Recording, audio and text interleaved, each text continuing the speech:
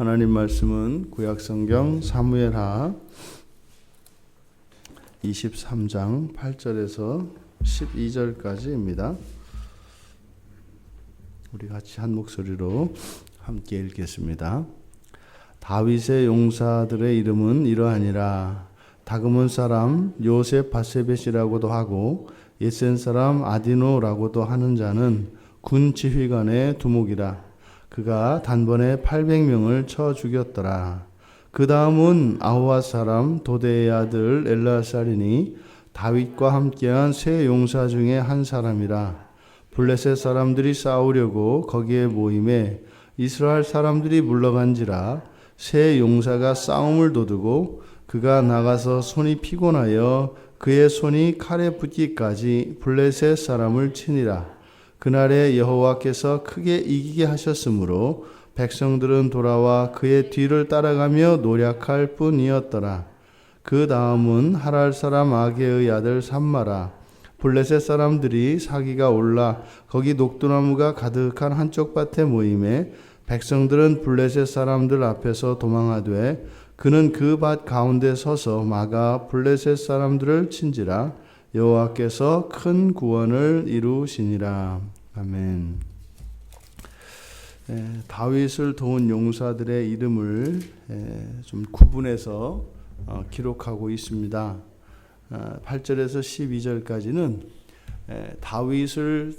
다윗이 이제 왕이 되어 나라를 세우기까지 공을 세웠던 많은 사람들 가운데 가장 뛰어났던 사람들, 가장 특별했던 첫 번째 세 용사와 그들의 업적을 소개하고 있습니다. 첫 번째 사람으로 소개되는 요셉 바세벳, 그리고 아디노라고도 하는 그 사람. 여기서는 이제 군 지휘관의 두목 이렇게 되어 있는데, 지금 다윗의 용사들에 대한 기록이 역대상 11장에 가면 또 나오는데 약간의 차이가 있는 것을 우리가 살펴볼 수 있습니다. 그래서 역대상 11장 11절에서는 요셉 바세벳을 야소부암이라고 소개하고 있습니다. 실제로 이 요셉 바세벳이라고 하는 이 말은 그대로 뜻풀이를 하면 바세벳에 거주하는 자라고 하는 의미이고, 또 여기서 아디노라고 하는 사람 했을 때 이 아디노는 그의 별명이었다고 합니다. 그러니까 그의 본명은 야소부암이고 또 그가 살았던 그의 고향이겠죠. 우리로 말하면 뭐 어디택, 뭐 어디 사람 하는 그런 의미가 요셉 바세벳이고, 그 다음에 별명으로 불렀던, 그러니까 일상적으로 부르던 이름이 아디노였었다고 합니다. 그리고 역대상에서는 그가 단번에 죽인 숫자를 300명으로 기록하고 있습니다. 여기는 800명을 단번에 쳐 죽였다 이렇게 되어 있는데, 이것이 이제 숫자가 5기일까 아니면 보통 그래서 학자들은 그가 그 싸움에서 죽인 총수를 800명으로 보고, 그리고 한 번 싸움에서 죽인 숫자는 300명일 것이다 이렇게 추정을 합니다. 그리고 군 지휘관의 두목일 뿐만 아니라 또 다윗의 용사들 가운데는 뭐 30용사가 있고 또 세용사가 또 있고 또 다른 지금 첫 번째 세용사가 있고 두 번째 또 세용사가 있고 그렇습니다. 그런데 역대상에서는 30용사의 우두머리, 그래서 모든 용사들 가운데 용사, 또 그들 가운데 우두머리, 이렇게 소개되고 있습니다. 그러니까 이 요셉 바세벳이라고 하는 사람이 여기서 단순히 그저 단번에 800명 쳐 죽였다 이렇게 했지만 그 사람이 살아생전에 세운 공은 얼마나 지대하고 크겠습니까? 그런데 단 한 줄로 이렇게 소개되고 있습니다. 두 번째 소개되는 것은 이제 엘르아살인데, 여기도 아호와 사람 도대의 아들, 그래서 그의 아버지 도대가 역대상에서는 도도로 되어 있습니다. 이것은 히브리어가 모음을 사용하지 않는 특성상 그래서 흔히 있을 수 있는 그런 차이점입니다. 그러니까 모음의 방점을 어떻게 찍냐에 따라서 이제 발음이 달라지고, 또 히브리어는 주로 말로 이렇게 전수되어지기 때문에 그런 모음상의 차이점은 얼마든지 있을 수가 있습니다. 그런데 역대상과 차이가 나는 것은 지금 엘르앗살에 대한 소개가 다윗과 함께한 세 용사, 이 세 용사는 지금 8절에서 12절까지 소개되어지는 세 사람을 말합니다. 가장 큰 용사죠. 그 중에 한 사람으로서 블레셋 사람들하고 전쟁을 할 때 이제 도저히 이제 싸움이 안 돼서 블레셋한테 밀리고 이스라엘 군사가 도망갔다는 겁니다. 이스라엘 사람이 물러간지라 이게 이제 싸움에서 지고 패퇴했다는 겁니다. 그래서 다 도망가는데 그 중에 바로 이 세 용사만 도망가지 않은 거예요. 그러니까 전쟁에서 이미 졌다고 판단을 하고 모든 군사가 이제는 불이 나게 이제 다 달아나는 판국에 이렇게 상상이 되지 않습니까? 옛날 같은 경우에는 백병전으로 이렇게 전투를 벌어지니까 말이죠. 이제 모든 백성이 사기를 잃고 이제 주랭랑을 치고 있는데 사람들이 쫙 빠지고 나니까 거기에 세 사람이 남는 겁니다. 그래서 이 세 사람이 블레셋 군대를 맞서 싸웠다는 거예요. 그러니까 이 중에 한 사람이 싸우려고 딱 하니까 이제 세 용사가 같이 이제 했는데 바로 이때 나가서 싸웠던 것이 엘르앗살이다. 근데 그가 어느 정도로 싸웠냐면 이미 죽기를 각오하고 싸웠다는 거죠. 손이 피곤하여 그의 손이 칼에 붙기까지 블레셋 사람을 치니라. 이게 무슨 말이겠어요? 우리나라 예전에 보면은 우리나라에 뛰어난 그 가야금 연주자나 이런 사람들을 보면은 막 그 손이 터져서 피가 나는데 이제 피 나는 살이 터진 그 손으로 연주를 연습하고 하는 그런 이야기들을 우리가 듣습니다. 그러니까 칼을 붙잡고 얼마나 칼질을 했으면 손이 이제 거의 피떡이 되어버린 거죠. 그래서 이렇게 칼과 손이 달라붙었다는 것을 말하는 거죠. 그날에 여호와께서 크게 이기게 하셨다. 그러니까 이 세 용사가 남아서 특히 이 엘르앗살이 싸워서 그렇게 다 죽이니까 달아났던 이스라엘 백성들이 돌아와서 싸웠다. 이거 무슨 말이에요? 전쟁의 판도를 완전히 뒤집어 놨다는 거죠. 그런데 역대상 11장 13절에 가보면 바로 이러한 요 사건이 지금 이 엘르앗살에 대해서 소개되고 있는 요 일에 뒤번 11절에 소개되고 있는 그 산마의 행적과 일치를 합니다. 그러니까 여기에 지금 여기서는 엘르앗살이 이렇게 했다 그러는데 역대상에 가면은 산마에 대한 소개가 빠지고 지금 산마가 이렇게 했다라고 이야기를 합니다. 그러니까 지금 여기에 그 산마가 뒤에 보면은 블레셋 사람들하고 싸울 때 어떻게 했냐면 백성들이 도망갔을 때 밭 가운데 막아서서 블레셋 사람들을 쳤다. 그래서 큰 구원을 이뤘다. 이렇게 해서 지금 엘르앗살의 사건과 산마의 사건을 따로 지금 사무엘 하에서는 기록하고 있지 않습니까? 그런데 역대상을 보면 지금 엘르앗살과 산마가 그리고 맨 처음 소개한 요셉 바세벳이 지금 따로 서술되어 있는 이 전쟁이 하나의 전쟁이었다는 것을 알 수 있습니다. 그러니까 완전히 싸움에서 졌던 전쟁에서 이 세 사람이 물러가지 않고 싸웠는데 한 번 싸움에 요셉 바세벳은 300명을 단숨에 쳐 죽였고 그 이외에도 또 500명을 더해서 800여 명을 혼자서 그렇게 없앴다는 이야기고 또 엘르앗살과 산마 또한 칼이 손에 붙을 때까지 그리고 그 싸움이 일어났던 것이 밭 가운데였다라고 우리가 종합해서 이해를 하면 되겠습니다. 그런데 정말 대단한 사람들이죠.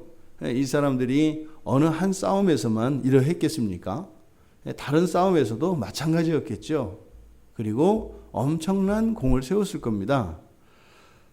지금 8절 이하에서 지금 다윗의 용사들이 소개되고 있는데, 만약에 이것이 이 용사들의 뛰어난 무용담과 이런 업적들을 소개하려고 한다 했다면 이런 식으로 하지 않았을 겁니다.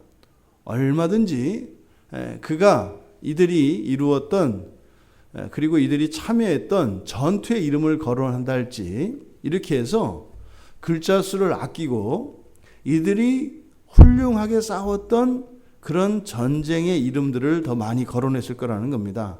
그런데 단지 하나의 전투에서 있었던 그 일을 소개하고, 또 여기에 보면 10절과 12절의 끝에 보면 여호와께서 크게 이기게 하셨다. 그리고 여호와께서 큰 구원을 이루셨다. 그러니까 지금 이 싸움이 바로 마치 여호와께서 이들을 사용하여 일하신 것처럼, 이스라엘의 역사적 구분에서 지금 여기는 이제 왕정 시대입니다. 그러니까 왕정 시대라는 것은요, 하나님이 왕으로 기름 부으셔서 그를 통하여 통치하신다는 거거든요. 그런데 마치 이 세 용사의 이 싸움에 대한 이 보도를 보면 마치 우리가 사사기를 보는 것 같아요. 이런 전쟁과 위험 속에서 이스라엘을 구원하실 때 하나님이 특별하게 기름을 부어 사용하시는 사람들이 사사들입니다. 그런데 지금 문제는 왕이 있어요, 다윗이. 그런데 다윗은 왕이고 이들은 다윗의 장수들입니다. 근데 하는 일은 꼭 무엇과 같이 되어 있어요? 사사와 같이 되어 있다고요. 그러니까 사사나 왕이나 사실은 다르지 않습니다. 하나님께서 택하시고 기름 부으셔서 그로 하여금 이스라엘 12지파 전체를 다스리게 한다는 의미에서는 사사나 왕이나 다르지 않아요. 단지 사사는 계승되지 않고 왕은 그 아들들에게 계승돼요. 왜요? 다윗과 맺었던 다윗 언약 때문에 그렇습니다. 그런데 이 세 사람은 왕이 아닌데도 불구하고 마치 하나님께서 과거에 사용하셨던 사사들에게 일어났던 그 일과 비슷한 지금 보고를 하고 있다 이 말입니다. 그러니까 이 세 사람을 소개하는 목적은 이 세 사람이 가장 뛰어난 사람이다. 이 사람들이 이렇게 다윗과 함께 나라를 세우는데 1등 공신이다. 이 이야기를 하려는 것이 아니라 무엇이에요?